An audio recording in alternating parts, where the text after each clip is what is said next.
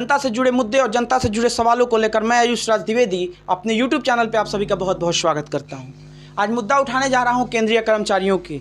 आज मुद्दा उठाऊंगा उन तमाम सरकारी कर्मचारियों के व्यवस्था को लेकर जिस पर सरकार ने प्रहार किया था। 2004 के समय की बात है जब अटल जी की सरकार ने केंद्रीय कर्मचारियों की पेंशन व्यवस्था को एक तरह से समाप्त कर दिया था।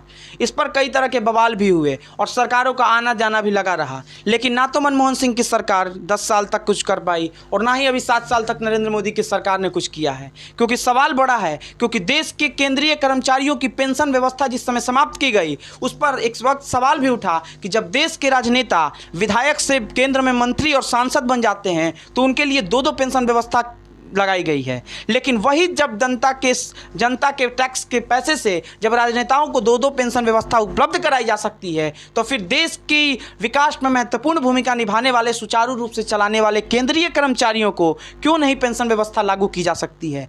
अगर राजनेता अपनी सेवा को राष्ट्र सेवा कहते हैं तो सवाल ये भी है कि अगर जनता की सेवा, जनता के चुने हुए प्रतिनिधि अगर सांसद और मंत्री बनकर राष्ट्र सेवा का उपाधि पाते हैं तो फिर वही मंत्री जनता के टैक्स के पैसे से 2 और 3 पेंशन कैसे ले पाते हैं। सवाल बड़े हैं और इन तमाम सवालों के जवाब तलाशने की कोशिश हम करेंगे। आप सभी का हमारे साथ जुड़ने के लिए बहुत बहुत धन्यवाद।